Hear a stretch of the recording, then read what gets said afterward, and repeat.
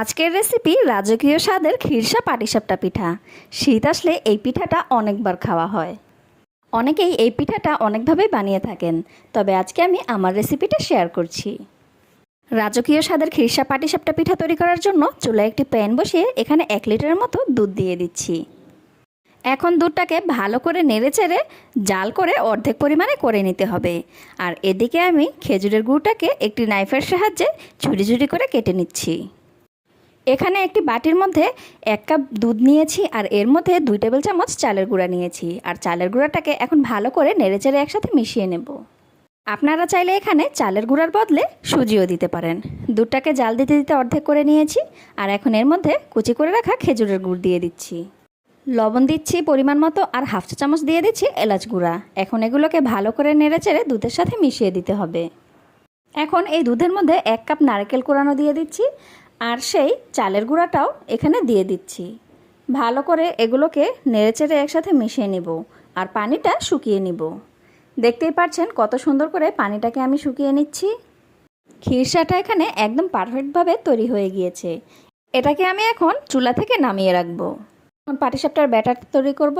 এজন্য 1 কাপ চালের গুঁড়া দিয়েছি, 1/4 কাপ ময়দা দিয়েছি আর 1/3 কাপ গুঁড়ো দুধ দিয়েছি। লবণ দিয়েছি পরিমাণ মতো, 2 চা চামচ চিনি দিয়ে দিচ্ছি। এখন শুকনো উপকরণগুলোকে ভালো করে একসাথে মিশিয়ে নিব। মিশিয়ে নেওয়া হয়ে গেলে নর্মাল টেম্পারেচারে থাকা 1 কাপ পানি দিয়ে পাটিসাপটা পিঠার ব্যাটারটা আমি তৈরি করে নেব। এখানে পানিটাকে একেবারে দেওয়া যাবে না, অল্প অল্প করে দিয়ে পারফেক্ট একটি ব্যাটার তৈরি করতে হবে। এখন একটি হ্যান্ড উইস্কের সাহায্যে খুব ভালো করে নেড়েচেড়ে মিশিয়ে নিতে হবে। আর পাটিসাপটা পিঠার ব্যাটারটা খুব বেশি ঘন হবে না। এখন পাটিসাপটা পিঠা বানানোর জন্য একটি ফ্রাই প্যানে সামান্য পরিমাণ তেল দিয়ে দিচ্ছি আর তাতে টিস্যু দিয়ে ভালো করে পুছে নিচ্ছি। প্রতিটা পিঠা বানানোর জন্য এরকম আমি চামচ ব্যবহার করব। আর 1 চা চামচ ডো দিয়ে ভালো করে এভাবে ঘুরিয়ে নেব। এখন আপনারা চাইলে এর মধ্যে ঢাকনাও দিতে পারেন। আর কিছুক্ষণ পর দেখবেন এর কালারটা চেঞ্জ হয়ে এসেছে। এখন পিঠার একটা সাইড থেকে পরিমাণ মতো খিরসা দিয়ে দিচ্ছি। আর খিরসা দেওয়া হয়ে গেলে এক সাইড থেকে ভালোভাবে এভাবে মুড়িয়ে দিচ্ছি। পাটিসাপটা পিঠা বানাতে কিন্তু বেশি সময়ের প্রয়োজন হয় না। পিঠার দুটো সাইডকে ভালো করে এভাবে ছেঁকে নিচ্ছি। আর ছেঁকে নেওয়া হয়ে গেলে পিঠাটাকে উঠিয়ে নেব।